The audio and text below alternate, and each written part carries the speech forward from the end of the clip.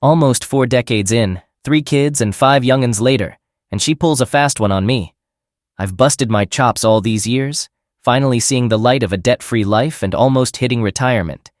She feeds me this line about some teaching gig in Arizona, played the good husband, drove her deceitful self to the airport for her return on Thursday.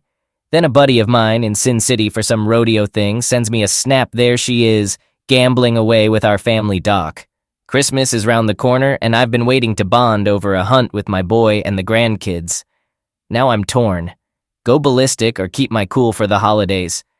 Part of me thinks, maybe play dumb, pick her up, see what else I can dig up. Not sure I've got the stomach for it, though. But blowing this up would break the kids, and that's the last thing I want. And to think she was belting out hymns on Sunday and then flying off to get cozy with the doc on Monday.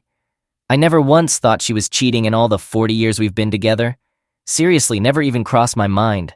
The life I felt so safe in seems to be crumbling now. It's a good thing my folks aren't around to witness this mess. I might just hop on a flight tomorrow and track them down, though they'd probably be using different names. The crazy thing is, my 2 brothers are gone, and there's nobody I can spill this junk to. Maybe a pastor could listen. Heck, she's likely fooling around with him to stay current. Big thanks to everyone for backing me up. Over the past few days, I got tons of messages wanting updates. Got some solid advice too, which let me vent when I'm pretending everything's fine. Here's how it's been going down. 1, I took some time off work and I'm at my cabin. 2, my wife's sister grabbed her from the airport on Thursday night. 3, I hired a lawyer and a private investigator that the lawyer suggested. 4, I haven't talked to my wife about those Vegas photos and only my lawyers know about them. 5, she thinks I'm at the cabin to hunt this big buck I've been after for a couple of years, caught on my trail cameras. 6, we've chatted on the phone and texted like normal, nothing suspicious. Meanwhile, I've started digging into her trip and her life. Every time we talk, it ends with, I love you, just like always. Here's number 7. I've been doing what my lawyer said about our money situation. Moving on to 8. The PI already told me he's confirmed she's been having an affair with the doctor for over a year. We'll find out the exact duration later on. Now 9. She didn't go to that conference in Arizona. Nope, she spent every single night she was away in Vegas. My plan is to face her once the PI wraps up his investigation. We're betting they'll meet up since I'm out of town. I'm going to give them plenty of chances to chat before I come back. Didn't know most affairs happen in the 55 to 70 age group. I believed we had a rock-solid marriage. She seemed happy with where we were in life, and I truly thought she loved me the way I loved her. Wholeheartedly. I loved her with everything I had. It's all just so unbelievable. Each day I'm finding out things I never even thought of. Right now, I just want to figure out how many years of my life have been built on lies and why our life together wasn't enough. Why wasn't I enough? Why weren't our kids and grandkids enough? She's a stunning woman inside and out, I used to think. But now, it's clear. I'm going to end things with a divorce. No way back to making things right. I'm not exactly sure how extreme I'll go in taking action. I'm super mad at both of them. I plan to confront the doctor and his wife together. As of now, I can't say for certain what else I'll do. I think I have to take it step by step. The first move is to gather as much info as I can before they can get their stories straight. He might just be the most recent in a line of others. Update 2. Heading back home tonight. My mother-in-law is 84 and has been alone for 12 years after her husband passed. This cheating bombshell will hit her hard. My wife's got 3 married sisters who've all been in long-term relationships. They're all coming to our place for Christmas tomorrow night. Every Christmas since my father-in-law passed away, I've been grilling steaks for them. Skipping it might make her suspicious. I thought about faking the flu and staying here, but I opted to just head home. Not going back could mess up the plan to return with my son and grandsons. I haven't confronted her yet. We've talked a bit, but mostly through texts. I'm pretty sure she has no clue right now. I gave the gate and house code to the private investigator. He brought an IT guy and managed to access her computer while she was at work. Somehow he's now getting her texts from iCloud. I'm not in touch with the PI or the lawyer daily. No idea what info he's dug up. Got a meeting scheduled with him and my attorney next Friday morning, a week from tomorrow. It's tough enough for me to hold back my anger with what I know now. Seems like I'm spending more than needed on the PI. The lawyer wants me to keep gathering evidence till I confront her. I plan to get whatever he's got next week and hopefully cut down on the payments. I usually go to my cabin the week before and after Christmas. If I can manage to hold off, she won't suspect a thing until I get back home. Heading out again on Sunday. My son and grandsons are set for a hunting trip the week before Christmas, like we do every year. Haven't laid eyes on her in almost 2 weeks. Never thought the love I had for her could turn into so much hate and disdain. The plan is to wrap up the evidence I gather next Friday after Christmas lunch. We'll be exchanging gifts with our kids and grandkids. I'll make sure she opens hers last. I'll ask her to share it with our children, then I'll take her phone and split. Next on the list is the doctor's place. I'll hand over the evidence to his wife and family. After that, I'm going to initiate a divorce on grounds of adultery. Thanks for giving me a space to share my story in real time. It's the only way I can let it out at this point. Let's see what the community has to say. Update. I made it back home from the cabin last Thursday evening. She was already there. I was dead tired from not getting any sleep, and our talk was pretty brief. On Friday night, we hosted a Christmas gathering at her place with her mom and 3 sisters. Managed to pull that off without raising suspicions. Saturday kept me out for most of the day, and after church on Sunday, I headed back to my camp. Met up with my son and oldest grandson there on Sunday night. We spent the whole week hunting, and now I'm back home tonight. Nothing planned for tomorrow. Our kids and grandkids will go to church with us on Sunday, and then they'll swing by here for Christmas lunch and gifts. I've been keeping my emotions in check. Nobody's suspected a thing given the huge situation I'm in.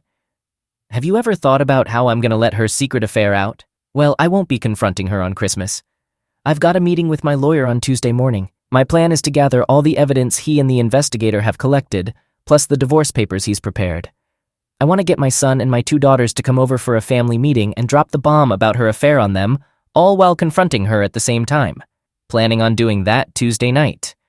Not totally sure yet about how I'll face the doctor and his wife, but my aim is to wreck his reputation and career using any means I can. Appreciate the support messages. Here's update number 4. We got through Christmas with my kids, grandkids, and in-laws. Come Monday morning, I went to see my pastor and laid out the situation. He arranged a meeting with me and the partner's wife. We decided to tackle this on Monday night, making them write detailed letters about the affair. I didn't let my wife say anything. I told her I knew she was in Vegas and who she was with. Instructed her to write the detailed letter, and if any contradictions popped up with the evidence I had, then reconciliation was out of the question. Tuesday morning, I met with the lawyer, got evidence, and received legal advice. Tuesday afternoon, I met the affair partner's employer and demanded they fire him. That got done today. Tuesday evening, my kids showed up, and their mom told them about what she'd done. They're in shock and hurting. My wife went back home with my daughter, and she's still there. Right now, I'm figuring out the best way to proceed. Reconciliation isn't in sight. Once I'm sure about what to do with my own marriage, I'll decide how to deal with the affair partner. She came clean about everything and answered all the specific questions I asked in her letter. Thanks for the good wishes. Talking about the update, I'll try to cover your questions. Did you ask her why? Yeah, I did ask why. Her response was that she didn't really know why. She opened up to me and the kids, saying she felt like she was hooked on something. She recognized she was ruining her own life but couldn't bring herself to stop. She confessed to our children, saying no child should ever face the disappointment or shame of their mother's immorality. They didn't deserve the disgrace of that kind of behavior. I won't repeat all the things she said to me, because I'm not sure how much of it matches up with her actions. She shattered, full of regret and pleading for forgiveness from both me and the kids. She truly grasps the gravity of her actions. 3. How did the kids react? One of them confronted her and the other 2 agreed with the sentiment. They told her that facing death would have been easier than dealing with this situation. 4. Do I still want to be married? Absolutely. I do. That's why I never strayed from my commitment to my wife. 5. Did I meet the affair partner's wife and inform her? Yes. We met twice and communicated through phone calls and texts multiple times. 6. Did I not consider his family when I got him fired? My concern goes more towards the next patient's wife he might take advantage of. 7. Am I planning on divorcing her? To be honest, I'm not sure about that. Number 8. Have I tried therapy? Not at the moment. What I'm really looking for is for all of this to somehow disappear. If you happen to know someone who can magically make that happen, I'd give therapy a shot. I can tell you that every situation comes with its own unique mix of factors, personalities, and complications. The way I would have handled this would probably be different if it were a different phase of my life. It's so simple to figure things out when you're typing away at a keyboard. Some folks here act like they're experts, but their advice isn't all that practical. Some of the comments are made without really understanding the whole picture. The subtleties I'm grappling with have been a source of strength, actually. There's one Redditor who's been a real goldmine of wisdom, knowledge, and encouragement. He's given me more help than I could ever properly thank him for. Funny how I've connected so deeply with an anonymous stranger. That's about all the questions I recall. But I'm gonna check out some subreddits for a bit, so feel free to ask whatever's on your mind. It's not like I've got to spend quality time with my wife. She's not even here. Oh, by the way, you might wonder why she's at my daughter's instead of with her own family. Well, her dad's passed away, and her mom's 84. I didn't want her mom dealing with all this nonsense. She is at my baby daughter and her husband's home. They have no children yet. The chance of her turning any of my children against me does not exist. But that is especially true of this little Spitfire. She is 10 years younger than her sister, and 12 years than her brother. She has spent more hours in a Deer Stand Bay boat office truck with me than we could even begin to count. She won't even let her say the true things that are bad about me, much less lies. Weekend update plans. I had a brother who was a good 14 years younger than me. He worked as a college professor and lived about 8.5 hours away from our hometown. Sadly, he passed away in a motorcycle accident back in 2017. He left behind a daughter, now 24, who's married and living in a different state from her mother. But she's brought her new baby to visit her mom and in-laws. My sister-in-law has stayed single since. Last night, I gave my sister-in-law a call to find out when my niece was heading back home. Turns out, she's spending the week with her husband's parents, who live about 40 minutes from my sister-in-law. My kids are crowding me, so I've decided to hit the road. I'm off on a road trip to meet my great-nephew, who's actually named after both my brother and me. I'll be getting in late tonight. I asked her to book me a hotel room, and she just shot back, "No way in hell that's happening. You're staying here, and we're gonna watch movies and munch on ice cream." I don't know exactly when I'll be back. As for my wife, I haven't talked to, seen, or contacted her since Tuesday night. I went ahead and blocked her number. I gave my son a call and told him where I'm headed. Also asked him to swing by the office and sort out leasing a rental property. The company owns it, a house that tenants moved out of. It's been completely fixed up with the idea of selling it.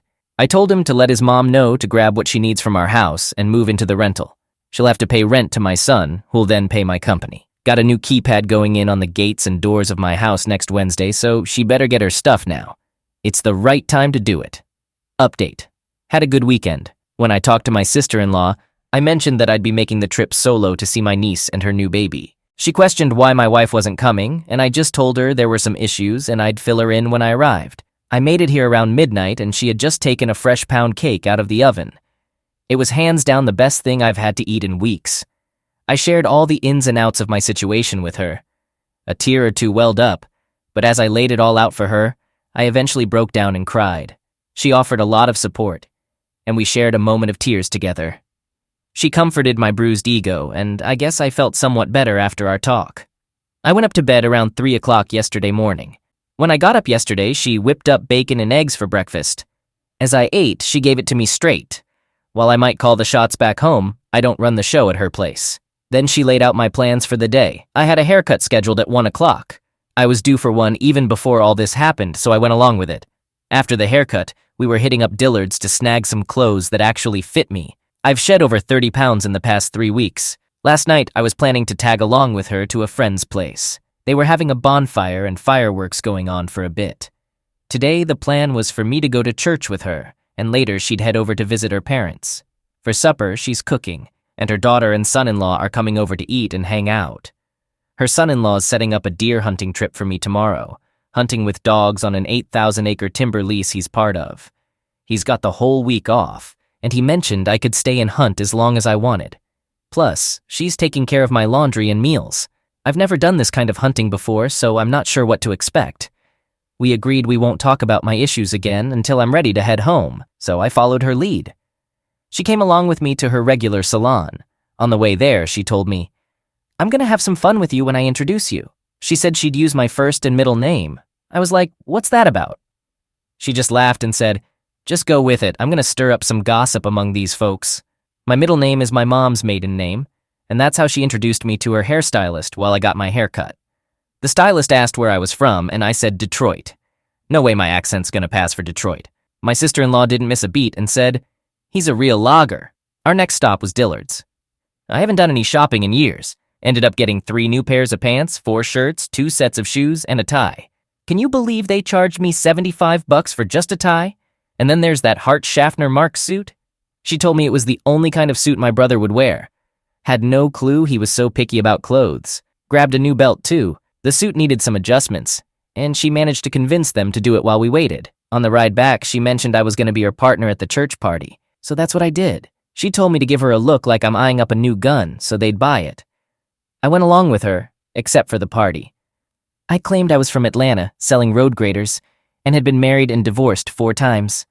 At church this morning, we got there late and left early, because she wasn't aiming to get zapped by lightning for fibbing in church. She sat real close to me, holding my hand, and we walked out together. I've been having a grand old time looking like a character from Dumb and Dumber alongside my 46-year-old sister-in-law. She's been cracking jokes the whole way, and I've genuinely laughed. Haven't done that in 3 weeks. Tomorrow's hunting day, and I might stick around till Wednesday, but gotta be back to work on Friday. I've chatted with my son a couple of times. He's of the opinion that they should try to get her some medical assistance. Apparently, she's not opening up much and mostly stays cooped up in her bedroom over at my daughter's place. Her phone's often dead, and my son and other daughter talk to her through my youngest. The other woman in the affair, her partner's wife, sent her a super long text where she practically threw every insult at her except the kitchen sink. As for me, I haven't had any communication with my wife. She asked where I was, and she told my daughter that she knows I'll never be able to forgive her. She doesn't blame me for not forgiving my son either. According to my daughter, she looks like she's been through hell. I still don't see a clear path to patch things up between us. But I've decided not to file for divorce until I'm absolutely certain. Some folks have suggested that I file for divorce and then backtrack if I change my mind. But that just feels like a massive waste of time, energy, and money. Once I make up my mind about divorce, that'll be it. No going back. I'm not planning on suing her affair partner unless I go for a divorce. If that's the route I take, then I'll go after him to help cover the costs of the settlement. Otherwise, I don't want his money. I've come to terms with the fact that this mess won't get sorted out soon, and life as I know it is forever changed. Started writing a journal today. Figured it helps to put my thoughts in order by jotting them down. Once again, a big thanks for your encouragement. It's been a real boost for me. Update. My wife's in the hospital now. Yesterday morning, my daughter took her to the ER. Seems she was seriously dehydrated. Tests didn't look too good for her kidney function. She was acting a bit confused. So, they got her set up with an IV, and they'll be redoing some lab work today. They've also put in an order for a psychological evaluation. Word is, she'll likely be stuck in the hospital for most of the week. My son got in touch with her sisters and gave them the heads up about her hospitalization. I told them I was out of town. As far as I know, her sisters and mom have no clue about her affair. This weekend, I'm planning on having a heart-to-heart with her mom and older sister. In hindsight, should have probably done that this past Friday before I split town. So, spark plug, I'm still crashing at my sister-in-law's pad. I went hunting yesterday, but it's raining today, so I decided against heading out this morning. Last night, we chowed down on fried steak, mashed potatoes and gravy, some homemade biscuits, and topped it all off with apple cobbler and ice cream. She's got a few things to do this morning, but she's already given me a heads up to be dressed when she gets back, ready for some wandering about, whatever that means. I told her rainy days are good for a couple of things and I ain't feeling sleepy. She shot back that our kids don't need both their folks in the hospital due to dehydration. So I'm setting off for a little stroll, I suppose. I'm actually kind of glad to be here. Talking to my buddies or dealing with work doesn't really appeal to me right now. Got my laptop, my phone, and my trusty coworker who's been by my side for 25 years. So business is ticking along as usual. He's clued in about the affair because he was the one who tipped me off about that trip to Vegas. Sharing my thoughts on Reddit has been a real help for me in sorting through everything. I know you might be getting a bit weary of my posts, though. I've started writing a journal, so I can just pour my thoughts out there if you're done with my story.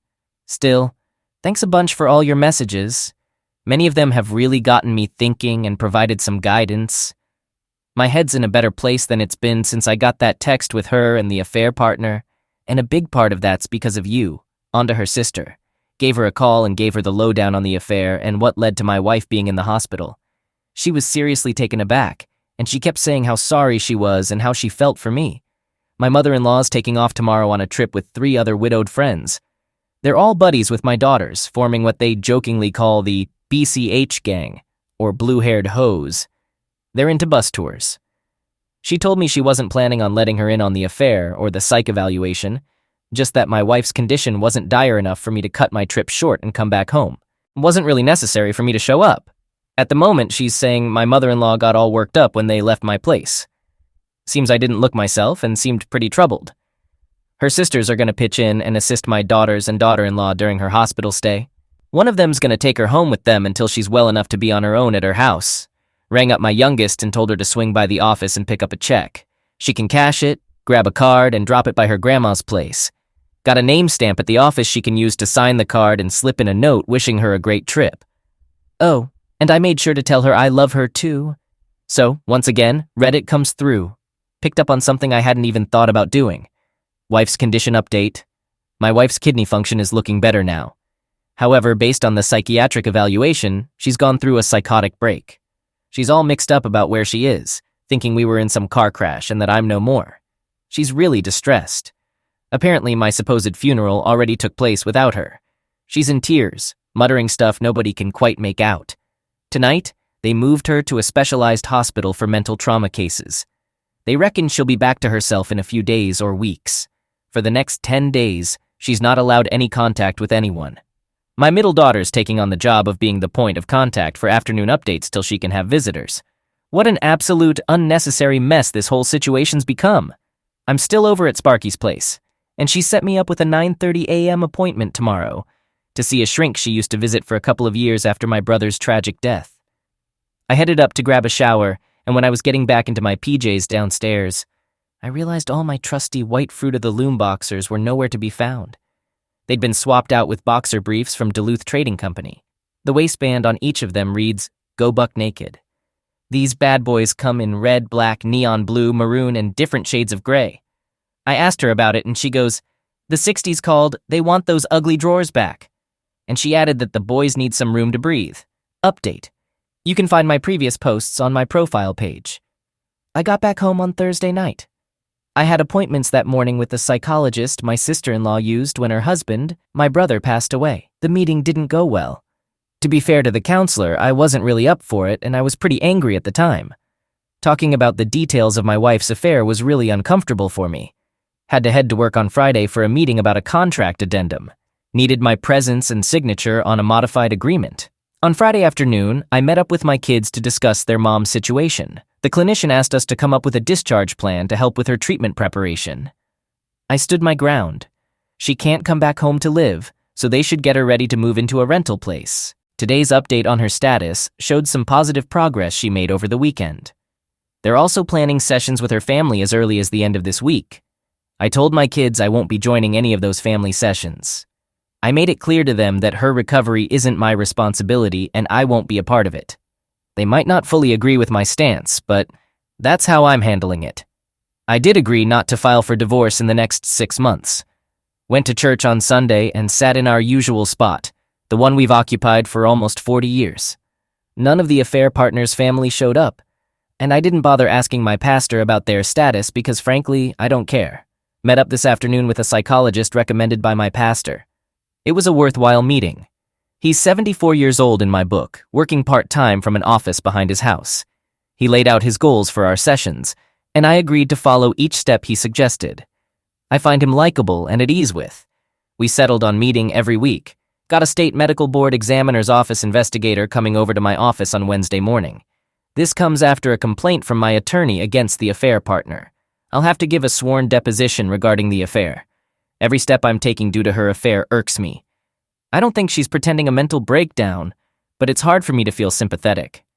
I think you're pretty caught up now. Here's an update. I haven't posted lately because not much has unfolded. Let me sum it up briefly. My wife is still in treatment and has agreed to stay there for 30 days. She's improving, but my kids and I agree that she needs more in-house treatment. Haven't directly spoken to her since December 27th.